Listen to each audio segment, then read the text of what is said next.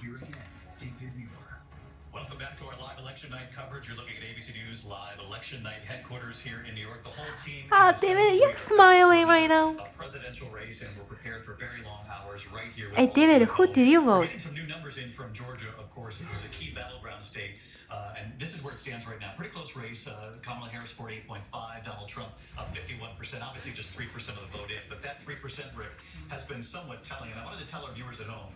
Here's one of the reasons why I hope you'll stick with ABC tonight, because Rick has got an incredible benchmark tool to tell us where Donald Trump needs to be in a particular county or where Kamala Harris needs to be, no matter at what point in the night we are, to be having a good night in that particular county and state. So give us an example of how we're going to track this. Yeah, so most of the data isn't in yet, but what we're seeing in one county just outside Atlanta, Douglas County, it's only about 1% of the votes overall, but we've got a good portion of the vote in already. Kamala Harris right now winning 65 to 33. You can see how that compares to Joe Biden. It's a few points ahead of Biden, and this is what you're referring to. These are our benchmarks. This is our partners at 538. They ran the numbers for every county in America and calculated what would it take for each candidate to perform in a county in a way that they would be able to win the state.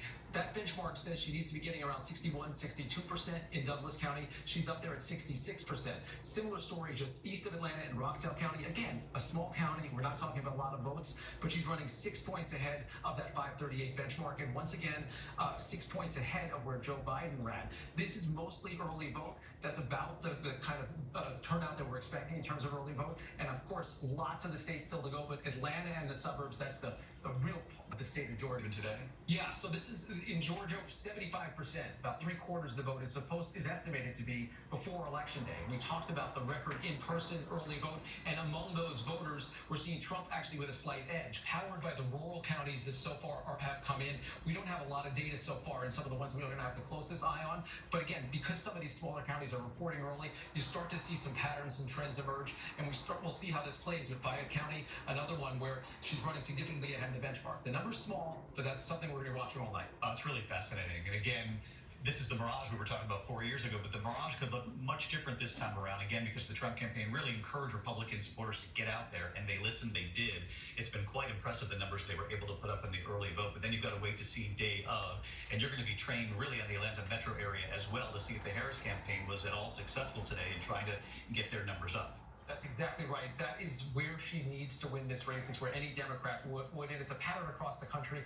Urban areas have gotten bluer in the age of Donald Trump, and rural areas have gotten redder. So he is going to be looking to places well outside of there, smaller counties, but places where he is going to be winning 2-1, sometimes even more, 3-1. This is a 50 points, 50, 40 points, it's 80 points right now very early in this county. Go back to Brantley real quick right there, and just let's see the benchmark for him. Where does he need to be? Does he need to be at 90%? He sure does. This is a very small county, but this is the kind of place where he has to absolutely clean up. So far he is. And he's performing as well. 3% in, 4% in now. We got a ways to go there in the state of Georgia.